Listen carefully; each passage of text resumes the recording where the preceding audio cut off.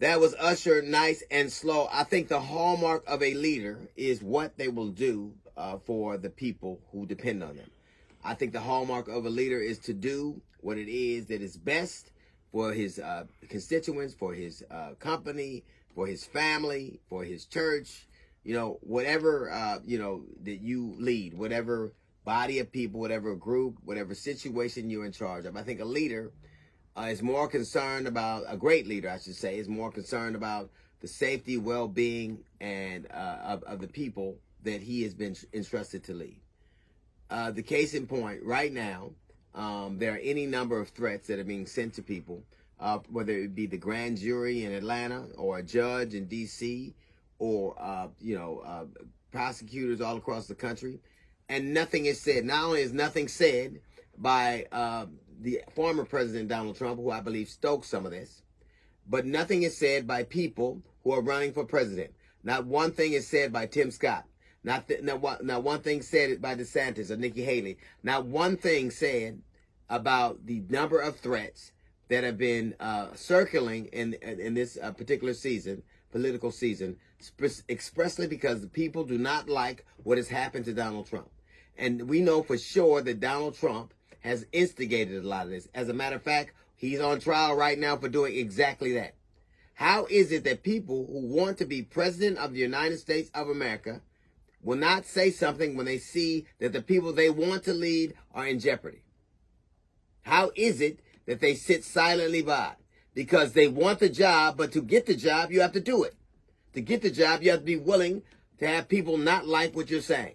You have to be willing to piss people off. And what would piss people off about saying it is wrong to threaten people just because you don't like what's going on with another candidate?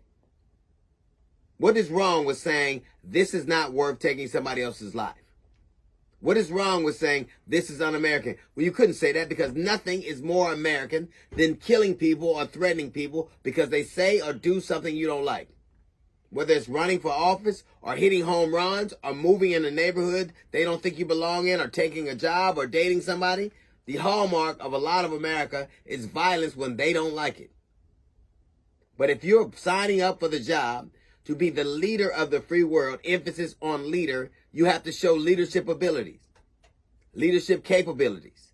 Right now, you will defend everything Trump does and say nothing about the fallout. You don't think it's wrong that a judge is threatened?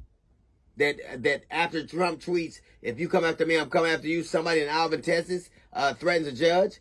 You don't think it's wrong that somebody put the grand jury's addresses on the internet, which is an implied threat? If you're going to apply for the job as leader, you must demonstrate some leadership skills. Leadership doesn't sit idly by while the constituents they want to serve are threatened. You're not auditioning for a job. Do like everybody else does when they audition for a job. Lie on your resume. Pretend like you care even if you don't. It is ridiculous that everybody sits by, and we're talking about almost a dozen people that are applying for the job of the presidency, and nobody says anything about people being threatened because of Donald Trump's tweeting and ravings. The first thing you want to do to try to get a job is to demonstrate the aptitude to be able to do it.